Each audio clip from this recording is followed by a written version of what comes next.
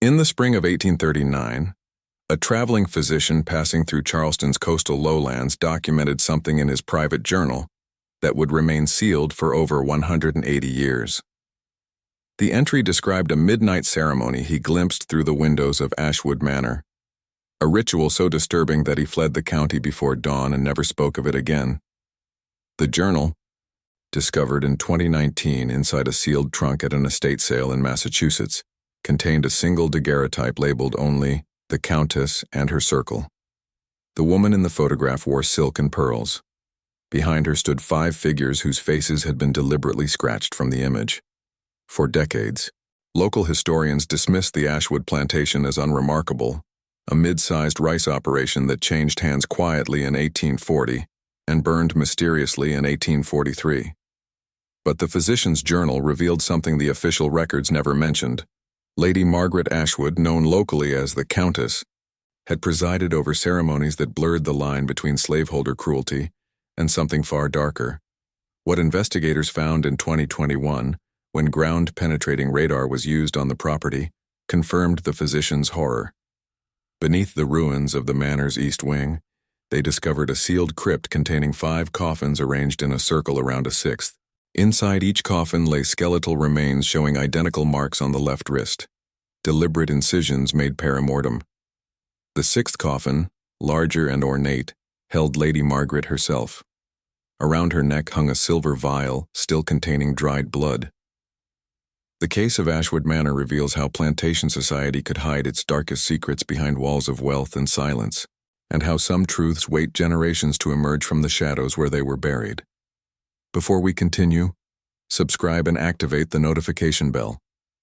Here we unearth secrets buried by official history and give voice to what was silenced. Chapter 1. The Countess of Charleston. Lady Margaret Ashwood arrived in Charleston in the winter of 1835, a wealthy widow from New Orleans whose fortune was rumored to come from sugar plantations and Caribbean trade routes, no one discussed in polite society. She purchased Ashwood Manor, a modest estate by Charleston standards, with 200 acres of rice fields and a workforce of 43 enslaved people, and immediately began renovations that puzzled the local gentry. While other plantation houses expanded their ballrooms and porticos, Lady Margaret focused on the manor's eastern wing, constructing what she called her private chapel. Neighbors noted her peculiar habits. She refused social invitations during the new moon.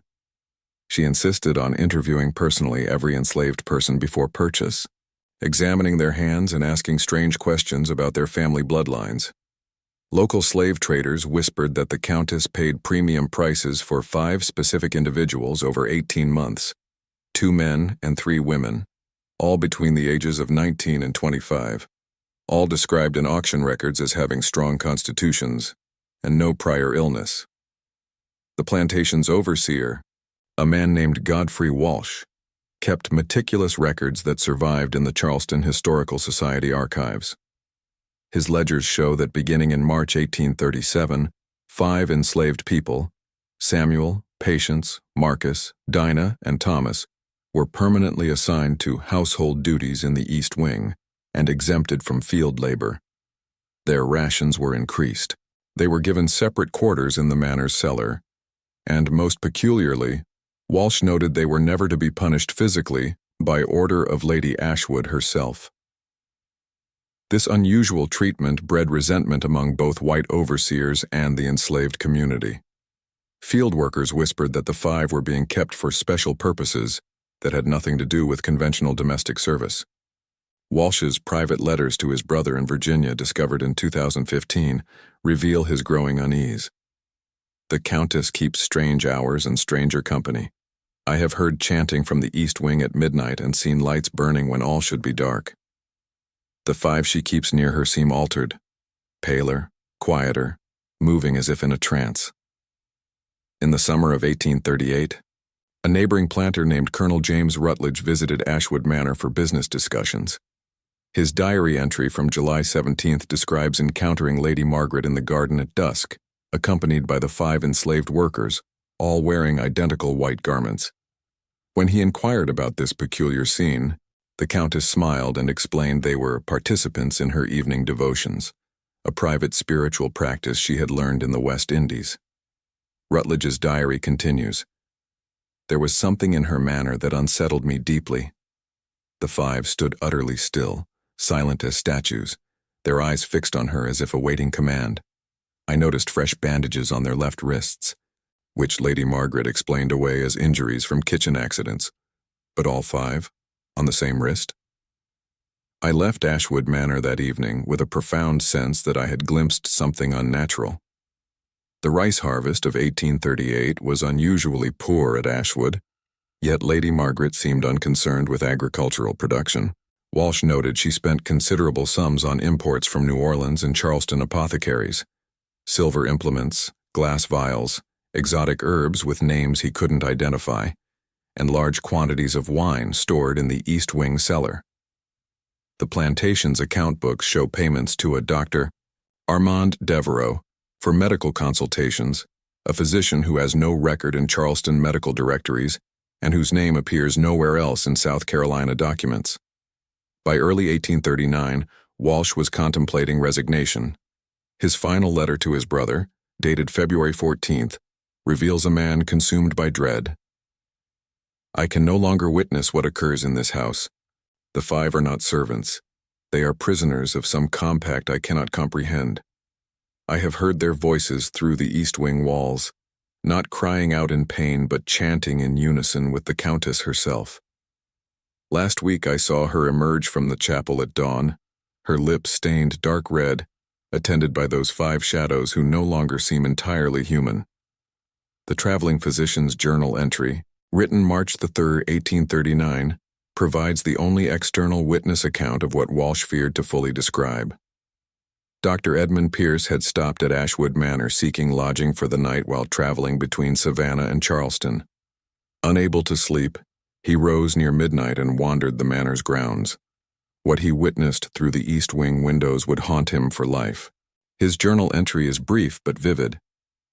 Through the chapel window I observed 6 figures arranged in a circle around a stone altar.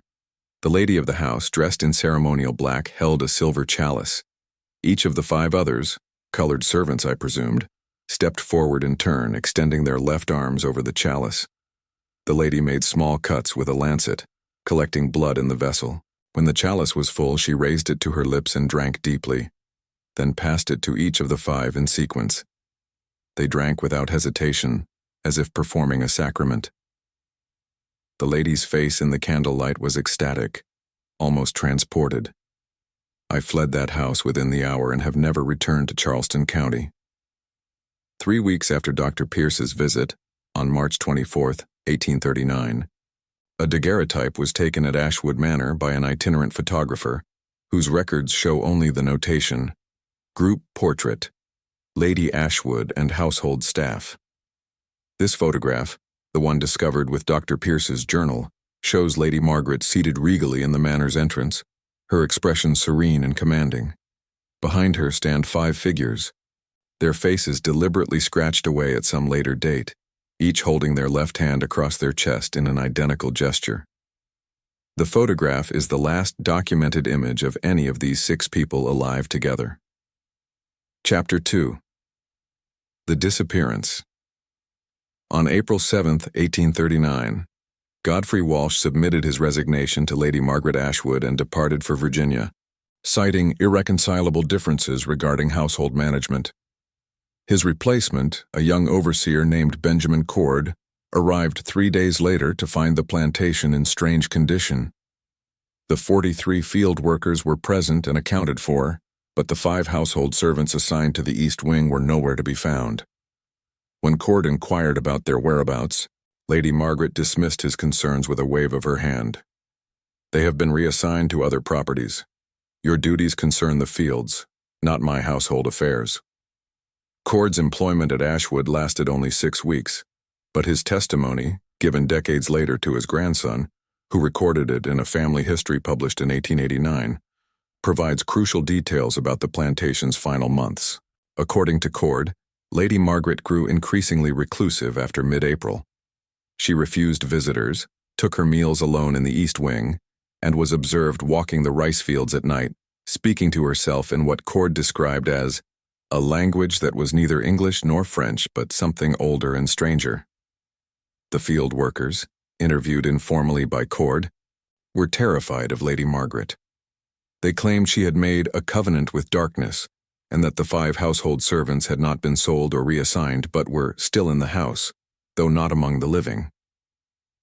When Cord pressed for clarification, the workers fell silent, making signs to ward off evil. An elderly woman named Ruth, who served as the plantation's herbalist and midwife, told Cord only this: "What the Countess took from those 5 she can never give back. They gave their blood willingly at first, believing her promises of freedom. But blood freely given becomes blood bound. They are with her still, though their bodies may be dust." Charleston society began to notice Lady Margaret's withdrawal from social functions. Invitations went unanswered.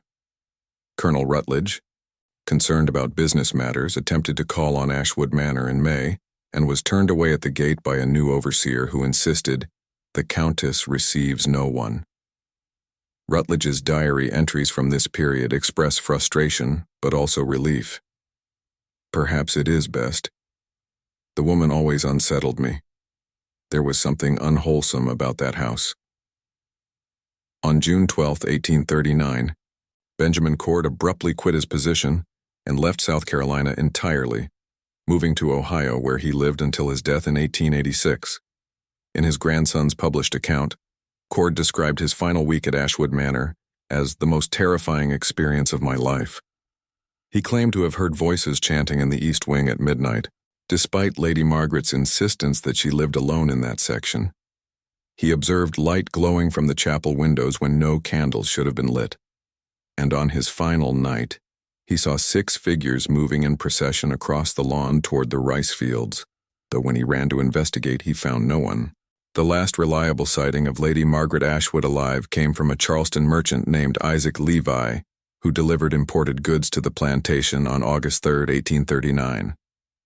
His invoice, preserved in family business records, notes, "Delivered to Ashwood Manor 1 crate of Bordeaux wine, 2 gross of beeswax candles, and sundry medical implements per order. Payment received from Lady Ashwood in person." Customer appeared pale and unwell, speaking distractedly about preparations for the harvest moon.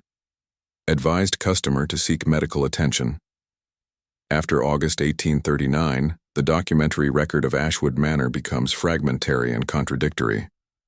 Charleston County property tax records show the plantation continued to operate through the fall harvest, with rice production reported at drastically reduced levels. But no overseer is listed, and no sale records exist for that year's crop.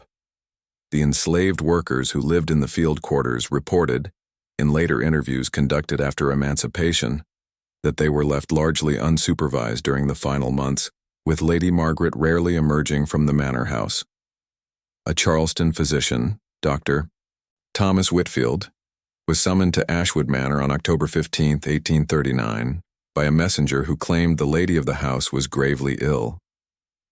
Whitfield's medical journal entry describes arriving at the plantation to find the manor dark and silent. A servant led him to the East Wing, where he found Lady Margaret lying on a bed in the chapel room, surrounded by dozens of burning candles arranged in a circular pattern. She was conscious but fevered, her skin cold to the touch despite her elevated temperature.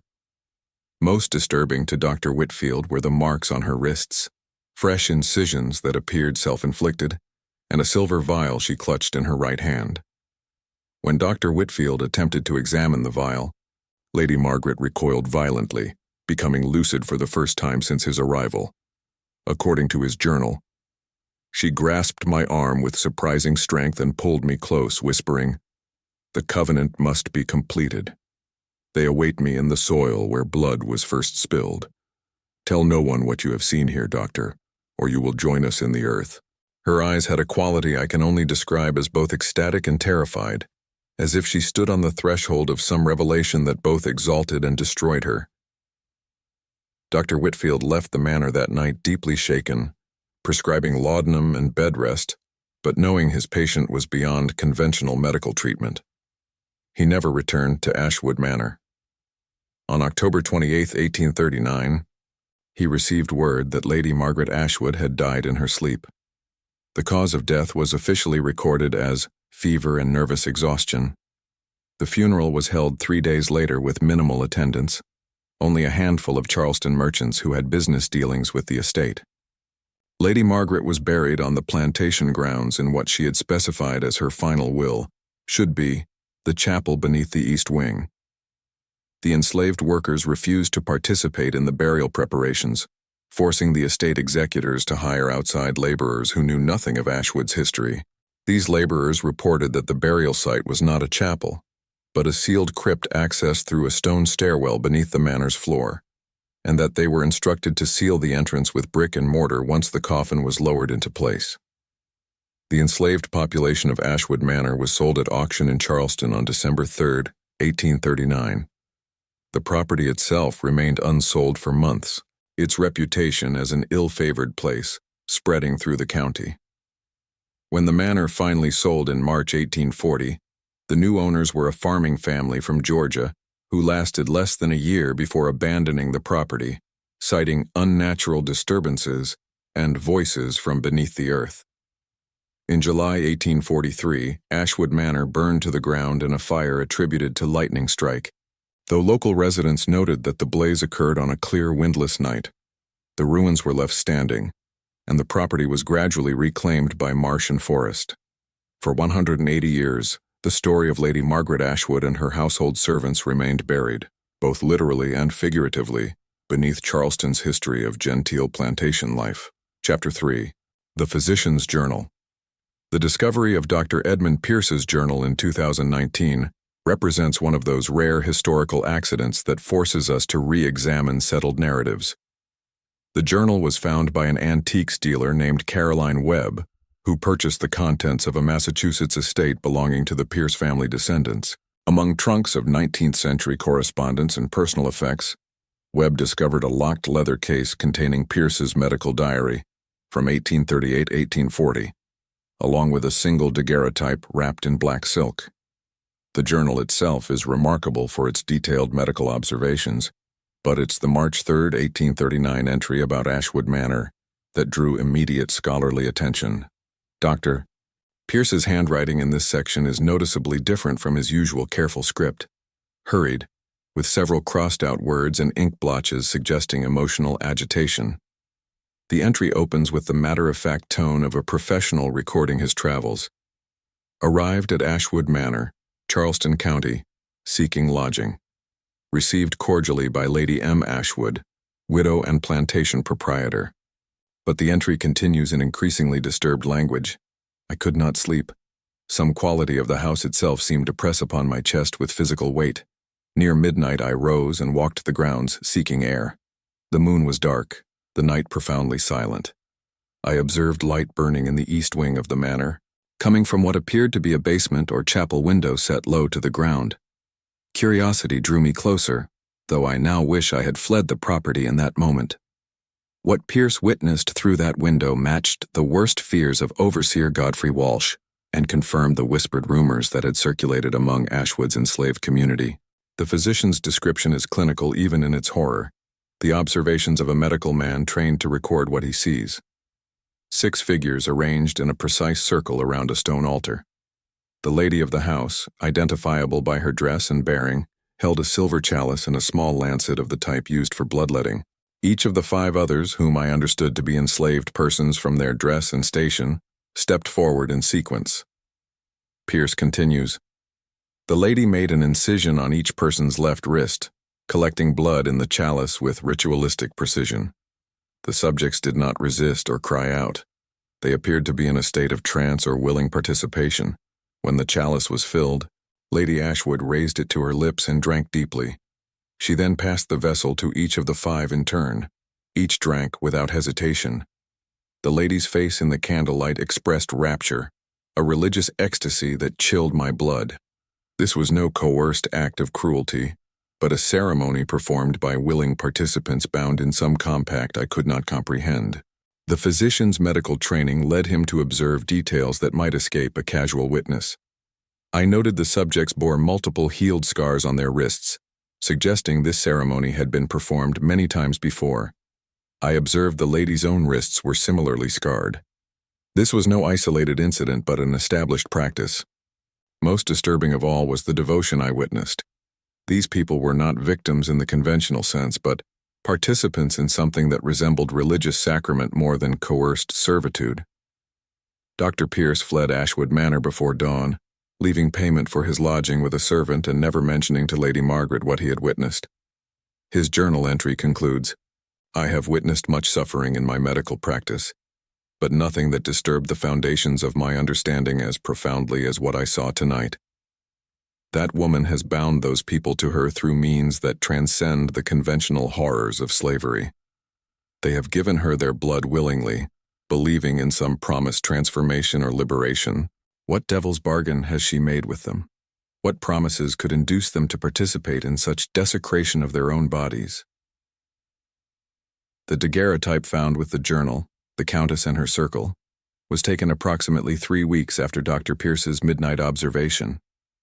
Photographic analysis conducted by forensic historians in 2020 revealed that the faces of the 5 background figures were scratched away sometime between 1839 and 1850, based on the type of implement used and the oxidation patterns of the exposed metal beneath the damaged emulsion. Someone deliberately erased these 5 individuals from the historical record, leaving only Lady Margaret's face intact. Modern scholars examining Dr. Pierce's account have noted its troubling implications about agency and complicity in slavery. The physician's description of willing participants has sparked debate about what willing can mean in the context of people held in bondage. Professor Deborah Marsh, a historian specializing in slavery and resistance at Emory University, argues that whatever ceremony occurred at Ashwood Manor represented a complex negotiation between enslaved people and their enslaver, a negotiation in which Lady Margaret promised something valuable enough to secure their participation in rituals that violated their bodies. We must ask what Lady Margaret Ashwood offered these 5 people.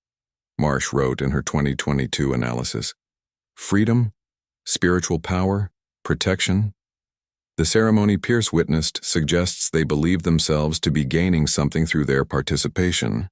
Whether that belief was grounded in reality or manipulation remains one of the case's central mysteries. The journal also contained a loose page, inserted later and dated October 1839, in which Dr. Pierce noted, "I have learned through Charleston medical circles that the lady of Ashwood Manor has died.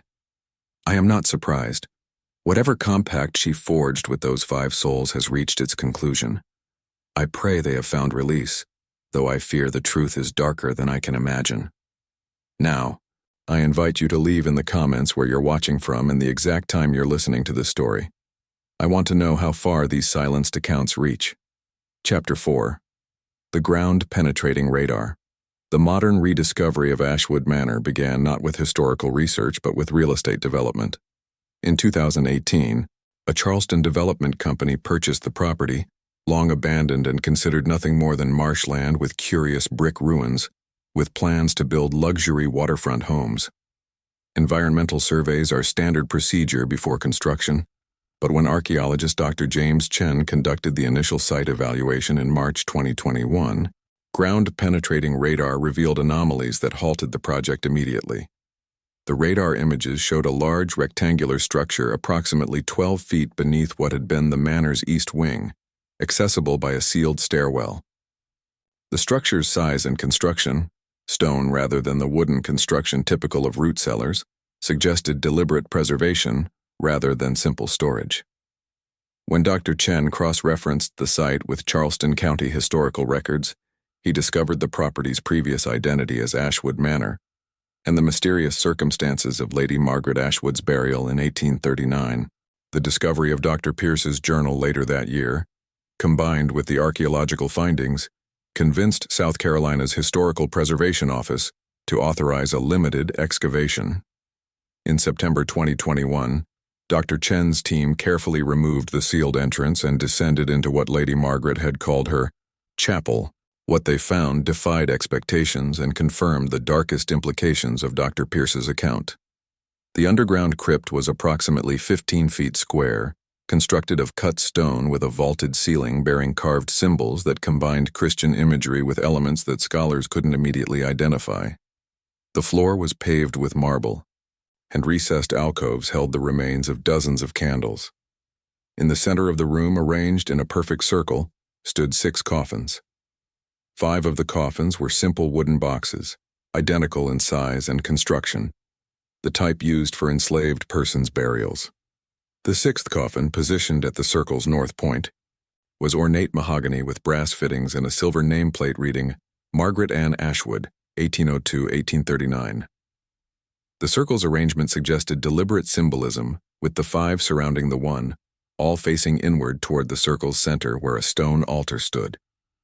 Dr. Chen's team worked with forensic anthropologist Dr. Lisa Martinez to carefully open each coffin and examine the remains. The skeletal analysis revealed details that transformed the Ashwood case from historical curiosity to one of the most disturbing examples of slavery's psychological dimensions. All 5 of the simple coffins contained remains of individuals aged 19-25 at time of death, matching the ages of the enslaved workers Lady Margaret had specifically purchased between 1836 to 1837. Most significantly, all 5 skeletons showed identical markings on the left radius and ulna, cut marks made peri-mortem, at or very near the time of death. Dr. Martinez's report noted, "These marks are consistent with repeated incisions made in the same location over extended periods, resulting in distinctive bone scarring.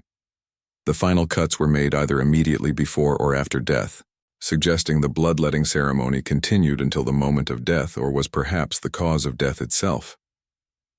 Lady Margaret's remains told a parallel story. Her skeleton also showed extensive cut marks on both wrists, indicating she had participated in the bloodletting as fully as the 5 others.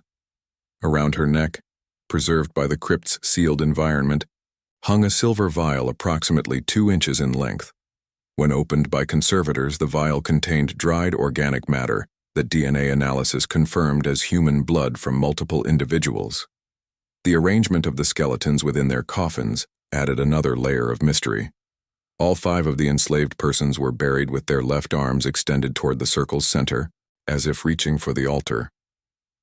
Lady Margaret was positioned with both arms crossed over her chest, the silver vial clutched in her right hand. Each coffin contained personal items, rings, small crosses, pieces of cloth, suggesting these were not unmarked pauper burials but carefully prepared interments. Dr. Chen's excavation report noted, "The care taken in this burial suggests ritual significance rather than expedient disposal. Someone invested considerable effort to arrange these 6 people in this precise configuration and seal them away from the world. The question remains, was this burial performed according to Lady Margaret's will, or did someone else stage this scene after her death?" Historical records provided partial answers. Lady Margaret's will, filed with Charleston County in 1838 and updated in October 1839 just before her death, included specific burial instructions. "Upon my death, I am to be interred in the chapel beneath my residence's east wing, accompanied by those 5 who share my covenant. We are to be arranged in the eternal circle, undisturbed for all time. The entrance is to be sealed and no further excavation permitted. The will named no executor and specified no Anglican priest or religious official should perform funeral rites. Estate records show the burial was conducted by hired laborers who were paid to lower the coffins and seal the entrance without ceremony. None of these laborers left written accounts, and their names appear nowhere else in Charleston records, likely migrant workers hired specifically because they had no connection to local society and would ask no questions." The most disturbing discovery came from analysis of the altar stone itself. Chemical testing revealed extensive blood residue, with DNA markers matching all 6 individuals buried in the crypt. The blood deposits showed layering consistent with repeated applications over months or years, confirming that the ceremony Dr. Pierce witnessed in March 1839 was not an isolated incident, but part of an established practice. Dr. Martinez's forensic report estimated that based on bone scarring patterns, the 5 enslaved individuals participated in bloodletting ceremonies approximately twice monthly for a period of 18 months to 2 years before their deaths. The ceremonies would have weakened them progressively, though not necessarily causing immediate death. The question, Martinez noted, is whether they died from accumulated blood loss, from infection, or from some other cause. The bone evidence alone cannot answer this. Examination of Lady Margaret's remains revealed she suffered similar physiological effects from repeated bloodletting. Her bones showed signs of chronic anemia, and dental analysis indicated nutritional deficiencies consistent with significant blood loss. Whatever this covenant was, Dr. Chen noted in his findings, Lady Margaret suffered its physical effects as fully as the 5 enslaved persons. This was not a ceremony where the enslaver inflicted suffering on the enslaved. It was a mutual practice that physically damaged all participants.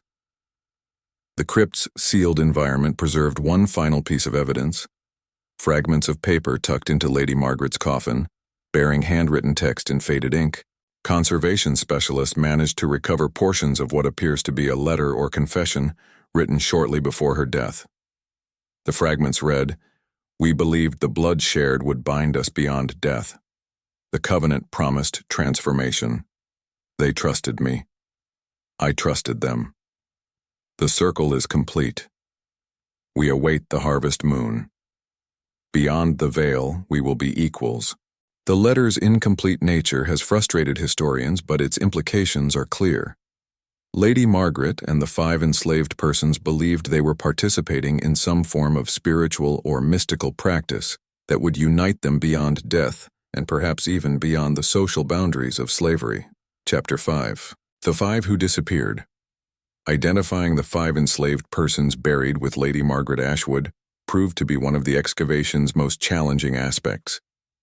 Dr. Chen's team worked with historians, genealogists, and descendants organizations to piece together the lives of people deliberately erased from official records.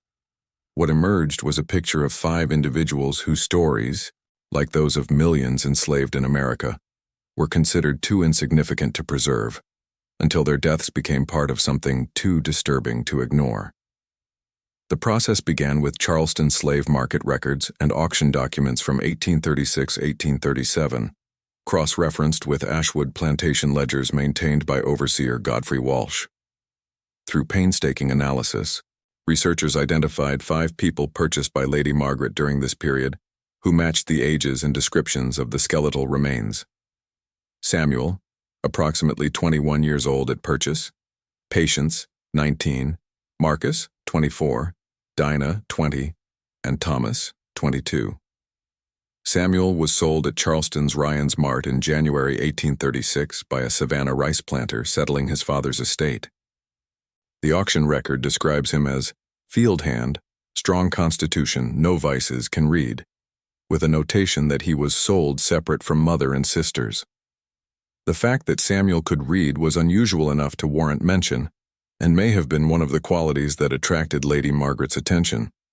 Literacy among enslaved people was rare and often illegal, suggesting Samuel came from a family that valued education despite the risks.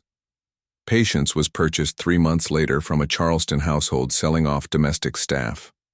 Records describe her as a lady's maid, skilled in sewing and herbcraft, trained in household medicine. The notation herbcraft is significant. It suggests Patience had knowledge of traditional African healing practices, exactly the kind of spiritual and medical knowledge Lady Margaret may have sought for her rituals. Descendants of enslaved Charleston families interviewed by researchers in 2022 recalled oral traditions about a young woman matching Patience's description who knew the old ways and was taken by the widow who made promises about freedom through blood. Marcus's history is more fragmentary. He was sold in July 1836 from a failed plantation in the Carolina Lowcountry. The auction record notes he was field hand, strong build, subject to melancholy, speaks multiple tongues. The reference to multiple tongues suggests Marcus may have been born in Africa or raised in a multilingual community. His melancholy notation, often used to describe enslaved persons who resisted or seemed unreceptive to authority, may have indicated someone searching for spiritual meaning or connection to lost ancestral traditions. Dinah was purchased in November 1836 from a widow selling her deceased husband's estate. Records describe her as house servant, skilled in cooking and preserving, good disposition, but a later notation in Walsh's ledgers reveals something more. Dinah reports dreams and visions, requires close watching. This notation suggests she may have had visionary or mystical experiences that both troubled and intrigued those who controlled her. In African American spiritual traditions, individuals with such gifts were often seen as having special connections to the spirit world, exactly the quality Lady Margaret might have sought. Thomas, the last of the five, was purchased in February 1837 from a Charleston merchant family. The auction record is unusually detailed. House servant, educated in reading and scripture, trained as carriage driver and body servant, physically sound, of exceptional character. The notation about scripture training suggests Thomas may have been raised in a Christian household with access to religious education. This background would have made him familiar with Christian ritual and symbolism, while possibly also maintaining knowledge of African spiritual practices, a combination that fit perfectly with Lady Margaret's syncretic ceremonies. What united these five people beyond their ages and apparent spiritual inclinations was that each was sold alone, separated from family and community connections. Samuel was split from his mother and sisters. Patience was sold when her household was dispersed. Marcus came from a failed plantation where enslaved families were scattered. Dinah and Thomas were sold as individual servants rather than as part of family units. They arrived at Ashwood Manor already severed from their roots, perhaps making them more susceptible to Lady Margaret's promise of a new kind of belonging. Godfrey Walsh's ledgers provide the only detailed documentation of their time at Ashwood. From March 1837 onward, the five were assigned exclusively to household service in the East Wing, exempted from field labor, given increased rations, and housed together in the manor's cellar, rather than the quarters where other enslaved workers lived. Walsh noted their growing isolation from the rest of the plantation community. The five keep to themselves, spending long hours in the chapel with Lady Ashwood. They speak little with other servants and are observed at night walking the grounds in procession. The other enslaved people at Ashwood were both frightened and resentful of the five, according to post-emancipation interviews conducted by the Freedmen's Bureau in the 1860s. An elderly woman named Hannah, who had worked the rice fields at Ashwood before the plantation's sale, recalled, "Those five that the Countess kept close, they changed. At first they seemed blessed, kept out of the fields and given good food, but after a few months they looked pale and thin, moving like shadows. We tried to talk to them, but they spoke only of the covenant and the transformation to come. They believed the Countess was leading them to freedom through some kind of spiritual work." Another survivor, a man named Jacob, who was 15 when Ashwood Manor burned, remembered Thomas specifically. Thomas could read, and before he went to the big house, he used to read scripture to us on Sundays. After he became one of the Countess's circle, he stopped coming to worship. When I asked him why, he said the Countess had shown him a deeper truth, where blood shared was blood freed. I didn't understand then and don't understand now. The most detailed account came from Ruth, the plantation's herbalist mentioned earlier, who survived until 1883 and was interviewed by a black newspaper reporter researching Charleston's slavery history. Ruth recalled, "The Countess promised those five something no other white person ever promised enslaved folks, true equality through a ritual that would bind them all together beyond the grave. She told them that in death, master and slave were erased, and those bound by shared blood would rise together in a new form. They believed her because she participated in everything she asked them to do. She bled herself just as they bled. She drank just as they drank. It wasn't like normal slavery where the white person commands and the black person suffers. This was something stranger, a kind of mutual destruction where everyone involved thought they were reaching for liberation." The five disappeared from all records in April 1839, shortly after Dr. Pierce's midnight observation. Walsh's final ledger entries note, "The five household servants are no longer present. Lady Ashwood claims they have been reassigned but provides no bill of sale. Their quarters stand empty. Whether they died gradually from accumulated blood loss succumbed to infection from repeated wounds, or were killed in some final ceremony remains uncertain. What's clear is that sometime between March and October 1839, 5 young people who believed they were participating in a ritual that would free them from slavery's bonds instead found themselves sealed in a crypt, arranged in eternal circle around the woman who had made them that promise. DNA analysis of the blood in Lady Margaret's silver vial confirmed it came from all 5 individuals, with the most recent deposits dated through isotope analysis to within weeks of Lady Margaret's death in October 1839. This suggests the bloodletting ceremonies continued until the very end, and that the 5 may have participated willingly, even as their bodies weakened. Whether this represents spiritual devotion, psychological manipulation, or some complex mixture of both remains one of the Ashwood case's most haunting questions. Efforts to locate living descendants of these 5 people have proven extremely difficult, as their family connections were deliberately severed before their arrival at Ashwood Manor. However, genetic testing of their remains has been entered into genealogical databases, and several possible matches have emerged. The process of connecting these 5 individuals to living descendants who can honor their memory continues as of 2025. Chapter 6. The Covenant's Legacy. The excavation and analysis of Ashwood Manor's crypt concluded in December 2023, but the case's implications continue to reverberate through scholarly, spiritual, and descendant communities. What began as a historical curiosity revealed in a 19th-century physician's journal has become a crucial case study in understanding the psychological and spiritual dimensions of American slavery, particularly the ways enslaved people sought agency, meaning, and transcendence within a system designed to deny their humanity. Dr. Chen and his research team published their comprehensive findings in the Journal of Southern History in February 2024, sparking immediate controversy within academic circles. The central debate focuses on interpretation.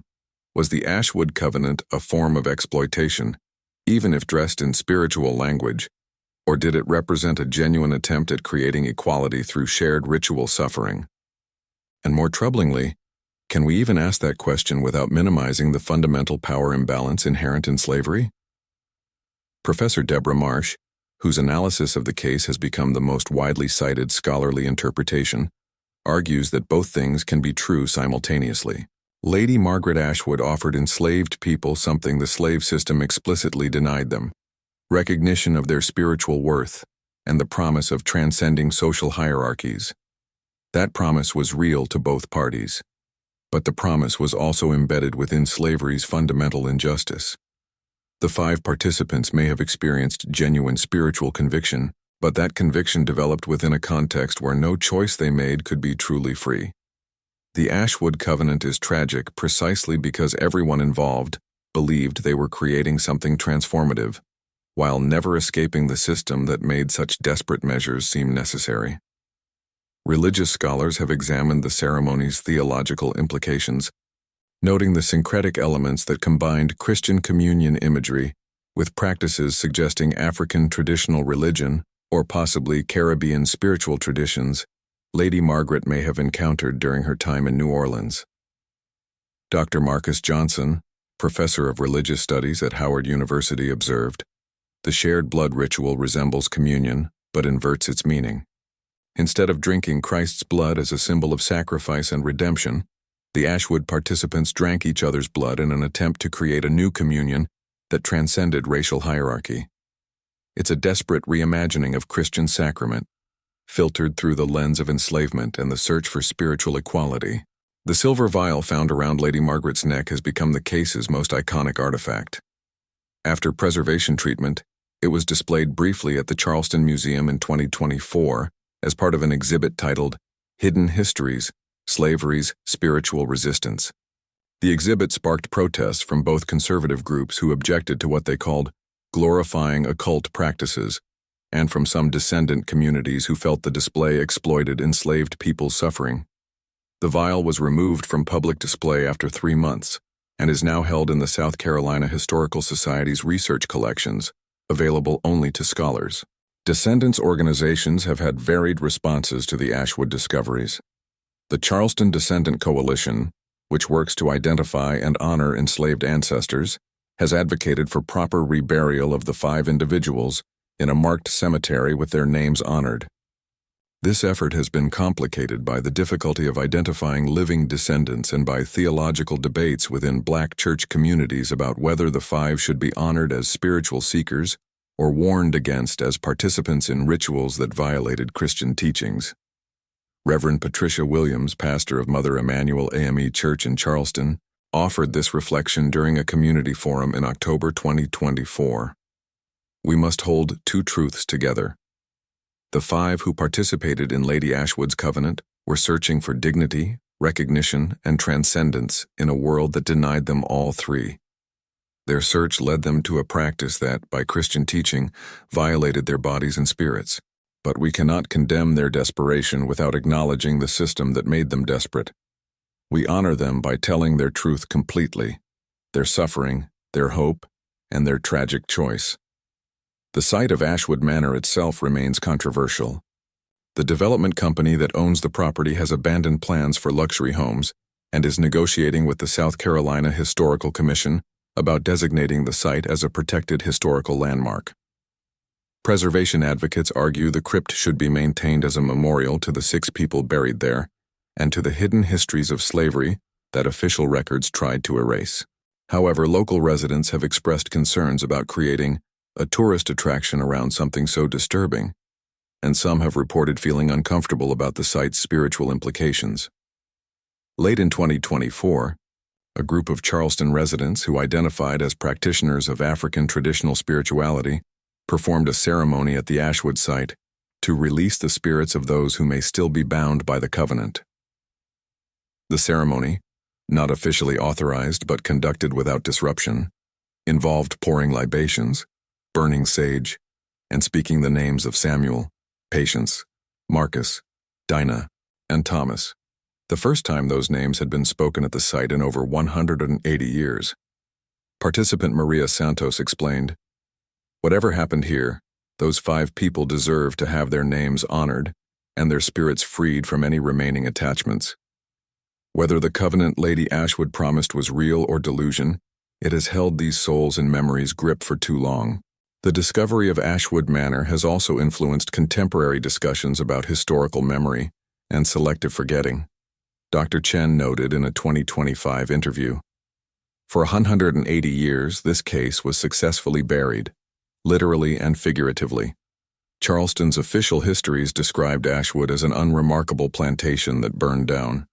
The enslaved people's experiences were never recorded. Lady Margaret was reduced to a footnote as a minor plantation owner. Only the random survival of Dr. Pierce's journal and modern archaeological technology allowed this story to surface. How many similar stories remain buried, both in the ground and in archives no one has examined? The case has inspired several documentaries, though each has taken different interpretive angles. A PBS American Experience episode focused on the historical context of slavery's psychological dimensions. A streaming documentary emphasized the horror aspects, drawing criticism for sensationalizing enslaved people's suffering. A project by Black filmmakers still in production plans to tell the story primarily through the perspectives of the 5 enslaved individuals, using speculative techniques to imagine their inner lives and motivations. Academic research continues.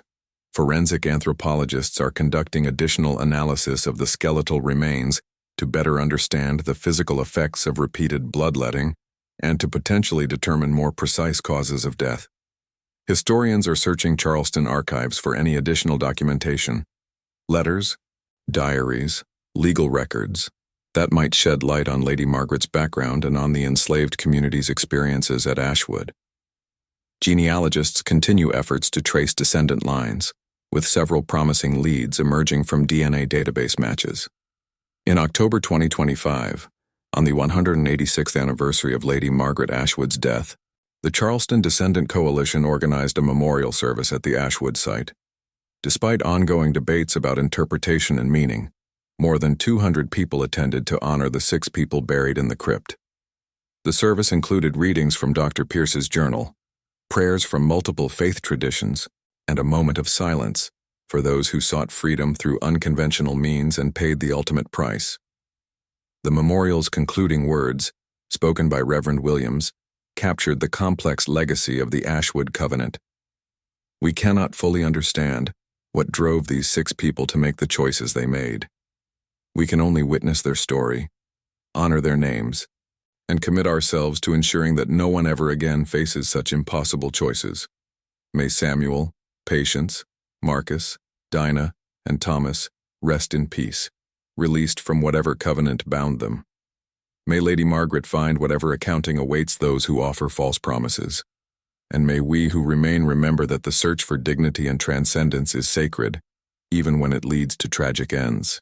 The crypt beneath Ashwood Manor remains sealed as of this writing, with ongoing discussions about its future. The 6 coffins rest in their circular arrangement, the altar stands silent, and the silver vial holding 5 people's blood lies preserved in a conservation vault. Above ground, the marsh reclaims the ruins of the manor house, and the rice fields have long since returned to wetland. But the story that was buried for 180 years now circulates through books, articles, documentaries, and conversations, a reminder that history's silence is never permanent, and that the truth, however disturbing, has a way of rising from the depths where it was hidden. Subscribe to the channel to learn about more forbidden and forgotten stories. Thank you for following the case of Ashwood Manor. See you in the next video.